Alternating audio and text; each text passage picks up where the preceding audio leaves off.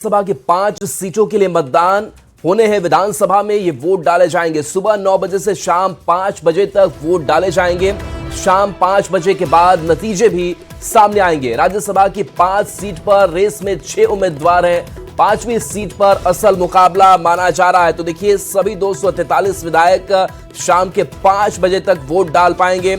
इसके बाद गिनती शुरू हो जाएगी और आज ही नतीजे आ जाएंगे। देखिए, राज्यसभा के 5 सीटें खाली हुई हैं और इन 5 सीटों पर 6 उम्मीदवार चुनावी मैदान में ताल ठोक रहे हैं। चूंकि ये अगर 5 रहते तो वोटिंग की नौबत नहीं आती, लेकिन जिस तरीके से तेजस्वी यादव की तरफ से भी कैंडिडेट दिया गया, अब बता दें कि एक सीट जीतने के लिए 41 विधायकों की जरूरत होती है। तो देखिए, इससे पहले भी लगातार जो महागठबंधन की तरफ से भी बैठकों का दौर है वो चलता रहा।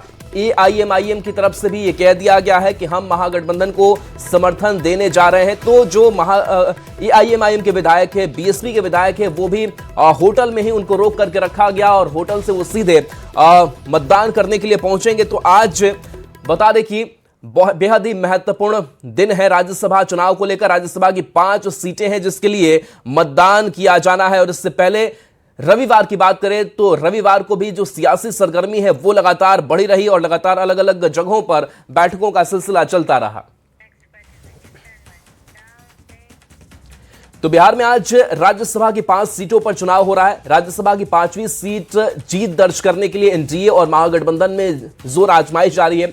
NDA ने ताबड़तोड़ बैठक कर जीत की रणनीति तैयार की है। NDA का दावा है कि बिहार में सभी 5 सीट NDA आसानी से जीत लेगा।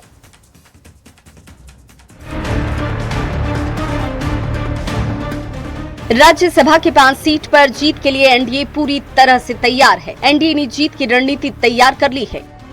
NDA इस चुनाव में जीत हासिल करने के लिए कितनी बेताब है, आप इन बैठकों की तस्वीरों को देखकर अंदाजा लगा सकते हैं।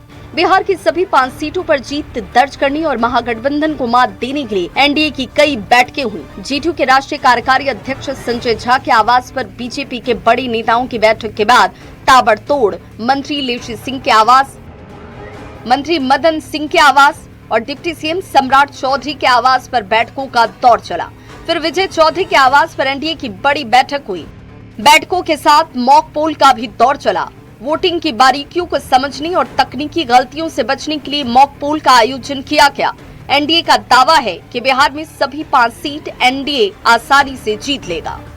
4 सीट में तो कहीं कोई समस्या नहीं है। 5वां सीट में जो कॉन्टेस्ट है, जिसकी बात हो रही है, जो हम लोगों को फीडबैक है, जानकारी है और जो लोग मदद कर रहे हैं, बड़े मार्जिन से NDA का 5वां उम्मीदवार भी जीतेगा। वोट देना ही है, जीतना है ही, तो बैठाड़ी में बैठक चल रहा है। हम लोगों ने NDA के नेताओं ने जो नामांकन किया है, उसमें 3 राष्ट्रीय अध्यक्ष हमारे हैं, तीनों महागठबंधन दल के, और उसके साथ साथ शिवेश राम जी, उपेंद्र कुशवाहा जी, वो 5 राज्यसभा जाएंगे। इसमें शंका शुरू कहाँ है? भारतीय जनता पार्टी जो NDA है, सब हम लोग इंटैक्ट हैं और जीत में कहीं कोई कमी नजर नहीं आ रही है। 5 का 5 जीतेंगे।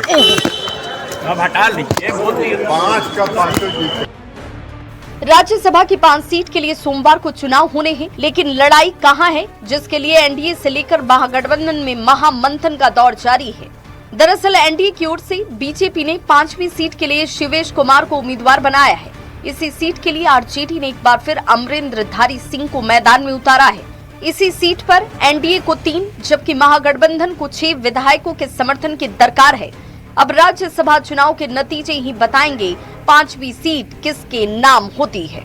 न्यूज़ 18 के लिए पटना से आनंद अमृतराज, अमित कुमार के साथ विनीता मिश्रा की रिपोर्ट।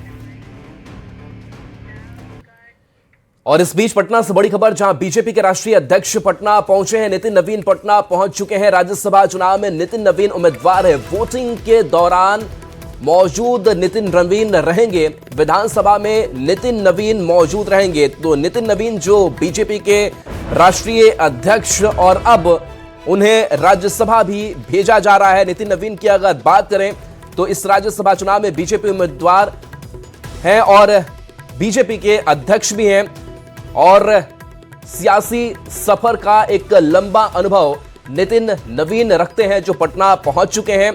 बांकीपुर सीट से 5 बार के विधायक भी नितिन नवीन और बता दें कि 9 फरवरी 2021 को पहली बार बिहार सरकार में नितिन नवीन मंत्री बने। तो देखिए नितिन नवीन का कद किस तरीके से लगातार बढ़ता जा रहा है, वो हमने पिछले दिनों देखा जब बीजेपी शीर्ष नेतृत्व का वो हिस्सा बने।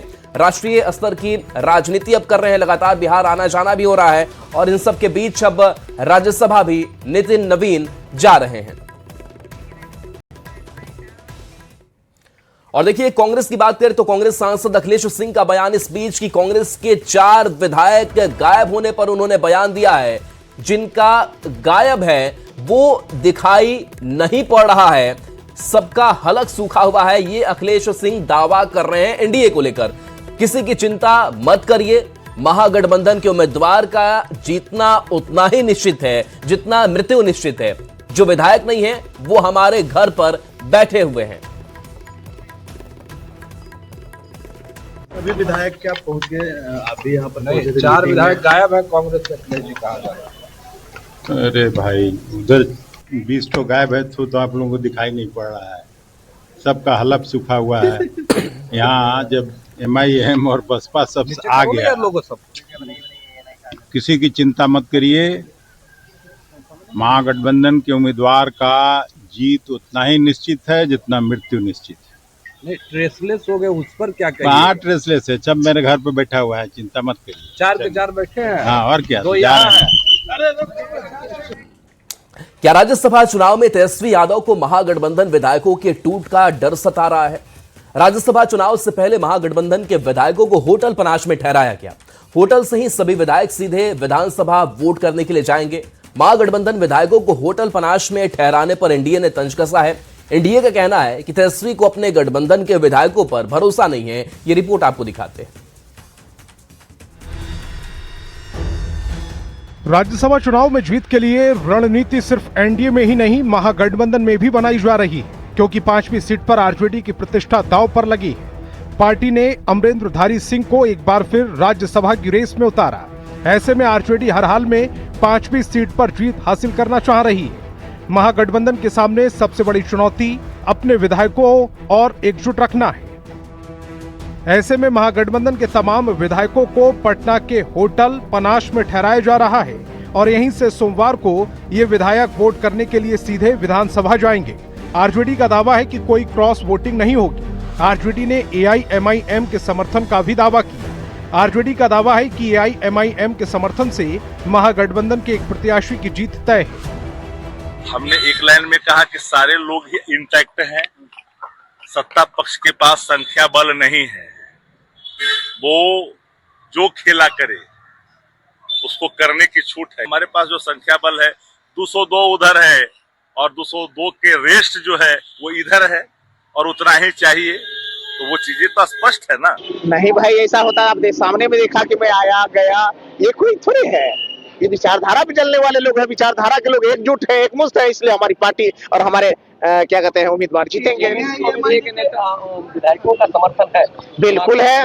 तय हो गया है कि 4 सीट उनको मिलेगा, 1 सीट महागठबंधन को मिलेगा, जो तय है। महागठबंधन के विधायकों को होटल पनाश में ठहराने पर सियासत सुलझ गई। एनडीए ने महागठबंधन पर जोरदार हमला बोला। एनडीए का कहना है कि महागठबंधन हार के डर से घबराई हुई है, इसीलिए विधायकों को नजरबंद किए हुए है। उन्होंने क्या किया है तो देख लीजिए उनकी क्या स्थिति है। हमारे तो सारे विधायक घूम रहे हैं, सब जा रहे हैं जहां जाना है। देखिए क्या है ना कि उन लोगों को डर है और डर का माहौल उन लोगों ने बना रखा है, इसलिए कि उनके विधायक लगातार एनडीए के संपर्क में है, इसलिए वो उन लोगों के अंदर में डर हो गया।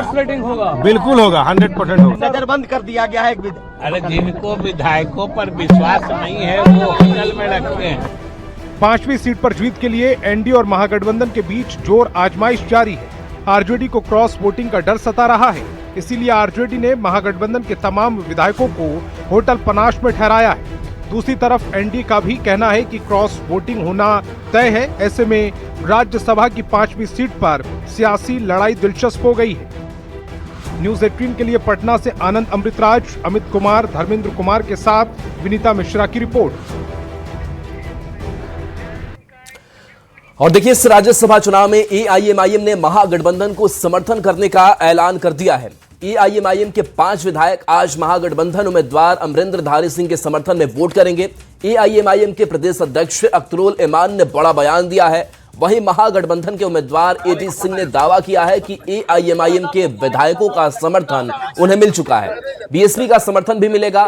जीत के लिए 41 विधायकों की जरूरत है, वो हमारे पास है।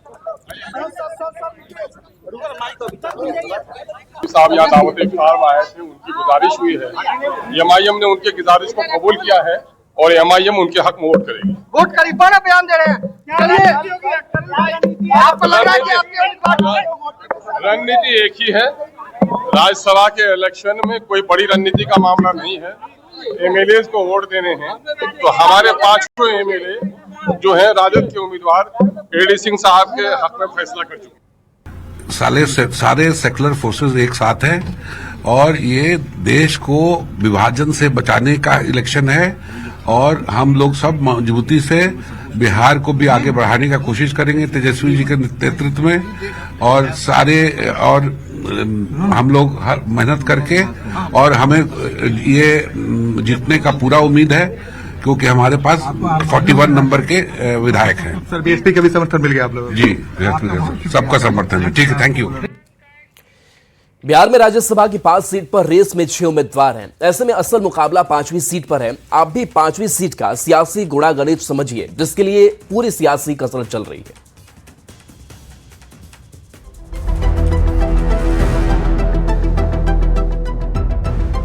सोमवार को बिहार में राज्यसभा की 5 सीट पर चुनाव होने हैं। इस रेस में 6 उम्मीदवार हैं। ऐसे में 5वीं सीट दोनों ही गठबंधन के लिए नाक की लड़ाई बन गई है। इस रण को जीतना आसान नहीं है। अब जरा राज्यसभा चुनाव के सियासी समीकरण को समझिए, जिसको साधने के लिए एनडीए से लेकर महागठबंधन में सियासी कसरत चल रही है।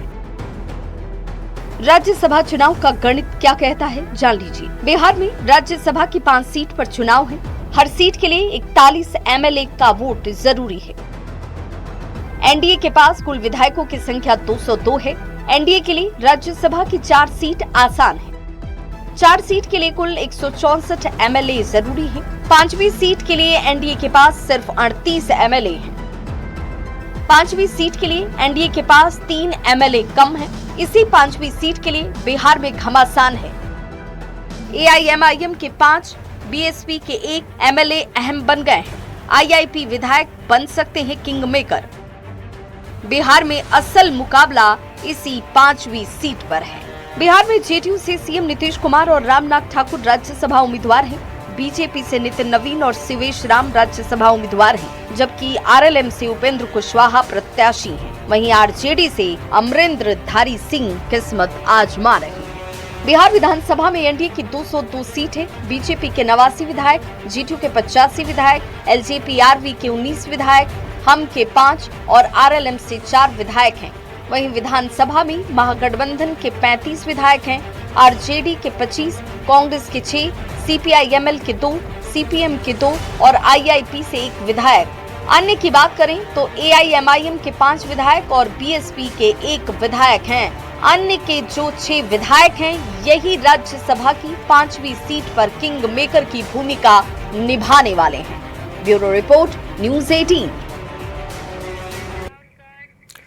आज राज्यसभा का चुनाव होना है। वहीं बीजेपी विधायक विनय बिहारी ने भोजपुरी स्टार पवन सिंह को राज्यसभा उम्मीदवार नहीं बनाने पर शायराना अंदाज में दिलचस्प जवाब दिया।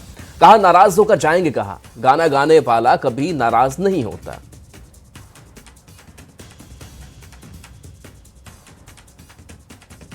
कुछ तो मजबूरियां रही होंगी, कुछ तो मजबूरियां रही होंगी। चाहते हैं पवन सिंह, चाहते क्या, मेरे लड़के जैसे हैं, लड़के ही समझ लीजिए।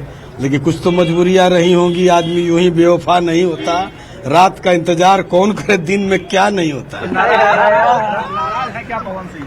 पवन सिंह नाराज तो नहीं है राज्यसभा? नहीं, नाराज क्या, गाना गाने वाला आदमी नाराज होता है?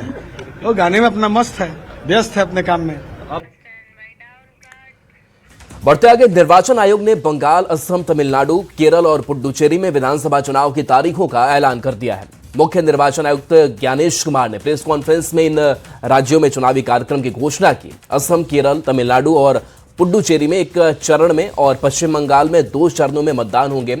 5 राज्यों के चुनाव नतीजे 4 मई को घोषित हो जाएंगे। ये रिपोर्ट आपको दिखाते हैं। Since our pride is going to be held in the state of Assam, Kerala, Tamil Nadu, West Bengal and the Union Territory of Puducherry.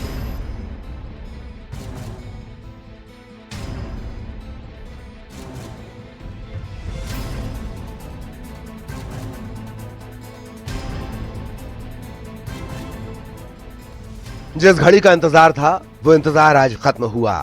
5 राज्यों में विधानसभा चुनाव की रणभेरी बज गई है। चुनाव आयोग ने पश्चिम बंगाल, असम, केरल, तमिलनाडु और पुडुचेरी में चुनाव की तारीखों का ऐलान कर दिया है।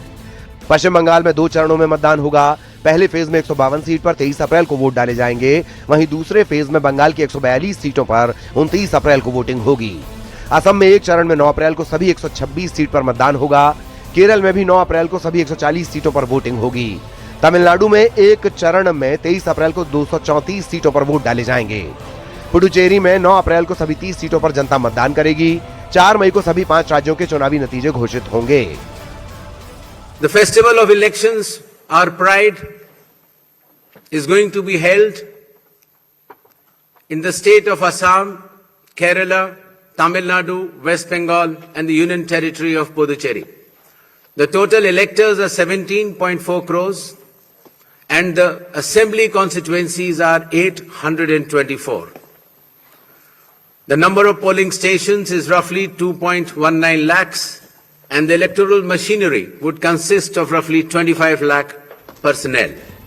तारीखों के ऐलान के साथ चुनावी बिगुल फूका तो सियासत भी जोश में आ गई और बयानबाजी की धार तेज हो गई। We all are confident there will be change of government in Tamil Nadu and West Bengal. And Kerala also will retain our government in Assam and Pondicherry. Bharatiya Janata Party led NDA will coming out with flying color in the next election. मेरे हिसाब से तो थोड़ा पहले announcement हो जानी चाहिए थी। कभी कभी ये लगता है कि आप देखिए चुनाव के यकायक पहले हमारे प्रधानमंत्री चले जाते हैं तमाम राज्यों में और आजकल राज्यों में जब जाते हैं तो कोई भी राज्य में 40-50 हज़ार करोड़ से कम की या तो स्कीम्स अनाउंस नहीं करते या उनका शिलान्यास कराते हैं। वो दूसरी बात है कि उसका बाद में क्या होता है पता नहीं चलता है। लेकिन ये इलेक्शन कमीशन क्या ये देख कर के प्रधानमंत्री कहाँ कहाँ जाना चाहते हैं उसके बाद अपनी अनाउंसमेंट करता है या नहीं करता है, शक तो होता है। सेंट्रल गवर्नमेंट का जो विंडिक्टिव पॉलिसीज है, डिप्राइव करना है, बंगाली लैंग्वेज को इंसल्ट करना है, जो लोग बंगाल में रहते हैं इमिनेंट पर्सन उसको इंसल्ट कर रहे हैं, जो सिटीजनशिप लेकर वो पॉलिटिक्स कर रहा है, हैरेसमेंट कर रहा है SIR के नाम पे, इसका खिलाफ बंगला वोट देगा। तो चुनाव आयोग ये भी भरोसा दिलाए कि निष्पक्ष चुनाव होगा और कहीं भी किसी के साथ भेदभाव नहीं होगा, क्योंकि बहुत सारी उंगलियां चुनाव आयोग पे उठी है। ये कॉन्स्टिट्यूशनल बॉडी है, उनकी जिम्मेदारी बनती है कि उनकी क्रेडिबिलिटी पर कोई सवाल न खड़ा करे। 5 राज्यों के विधानसभा चुनाव लोकतंत्र का वो उत्सव है जिसमें जनता सियासी दलों की अग्नि परीक्षा लेगी। इस अग्नि परीक्षा में कौन पास होगा कौन फेल, जनता किसके साथ करेगी खेल, ये तो 4 मई को सामने आएगा जब EVM से बाहर निकलेगा जनादेश जो बताएगा कौन बना सरताज और किसकी अधूरी रह गई आस। Bureau report, news 18।